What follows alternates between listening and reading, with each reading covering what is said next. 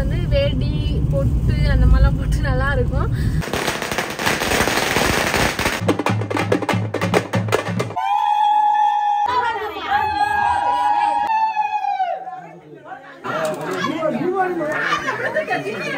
Hi hello வணக்கம். இது என்ன வீடியோன்னு பார்த்தீங்கன்னா இன்றைக்கி வந்து எங்கள் வீட்டில் ஒரு ஃபங்க்ஷனு.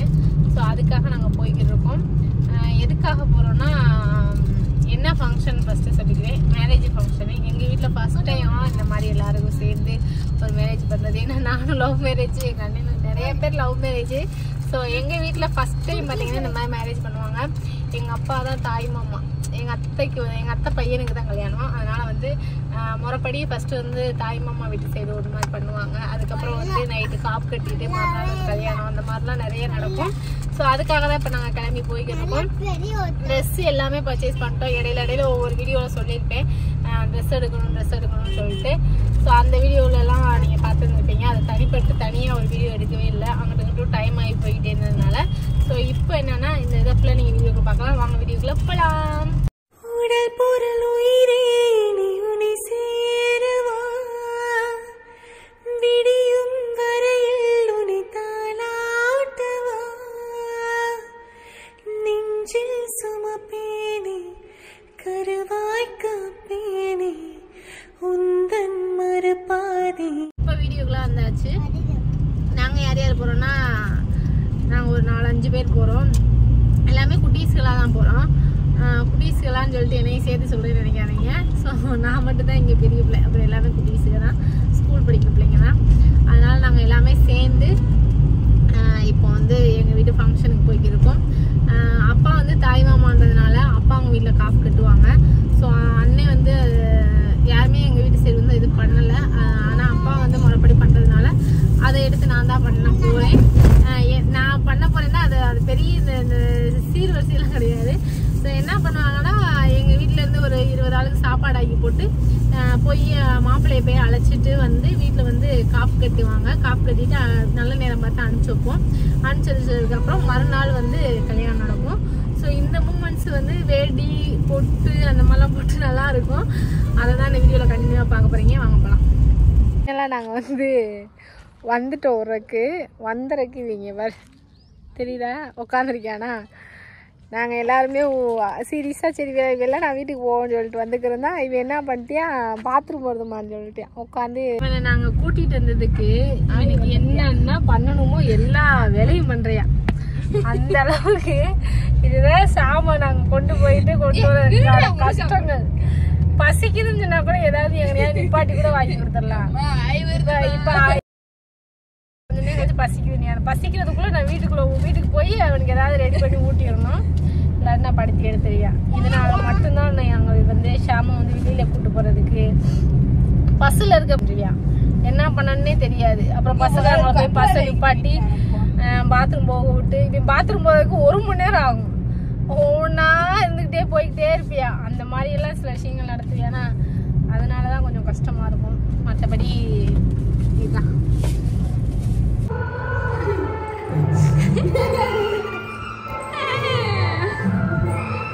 பொம்பளை பிள்ளை ஆகிட்டியா. இது போட்டோ எடுக்கிறேன். எந்திரிச்சு நில்லு. இல்லை அடுப்பில் ரெடி ஆயிடுச்சு. டவரெல்லாம் ரெடி ஆகிடுச்சு. எனக்கு இதுக்கு எல்லாமே ரெடி பண்ண ஸ்டார்ட் பண்ணிட்டோம். போயிட்டு வந்து எல்லோரும் திங்ஸ்லாம் வாங்கி கொடுத்துட்டு இங்கே வரவே லேட் ஆகிடுச்சு. இப்போ திருப்பி இங்கே முடிச்சு சாப்பாடு அங்கே இன்னொரு அத்தை வீட்டில் குழம்பு 2 சேர்த்து கொண்டு போய் எங்கள் வீட்டில் வச்சு காப்பு கட்டிடுவோம். அப்பா வந்து வேட்டு வாங்க போயிருக்காங்க. எல்லாம் சேர்ந்து காப்பு கட்டி முடிச்சுட்டு அது ஃபுல்லாக கண்டினியூவாக உங்களுக்கு வரும். இப்போ வந்து அடுப்பை மட்டும் ரெடி பண்ணிட்டு இங்கே போய் குழம்பு வைக்க எல்லாத்தையும் கொடுத்துட்டு அப்புறம் அங்கே போய் சாப்பாடு ரெடி பண்ணிவிட்டு எல்லாமே ஃபங்க்ஷன் இது எல்லாமே ரெடி ஆனதுக்கப்புறம் உங்கள்கிட்ட திரும்பி வீடியோக்கு வரேன். பார்க்கலாம்.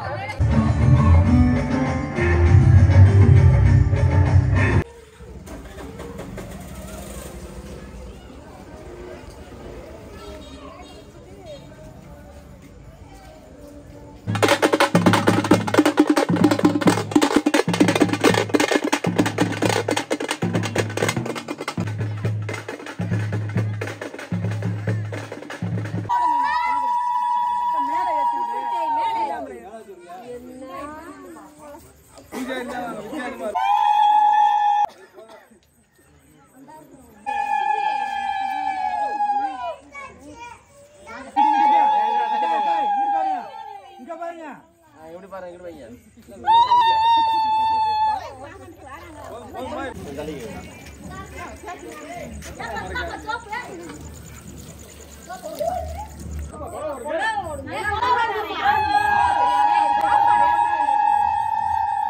பாருங்கம்மா இங்க பாருங்க நீங்க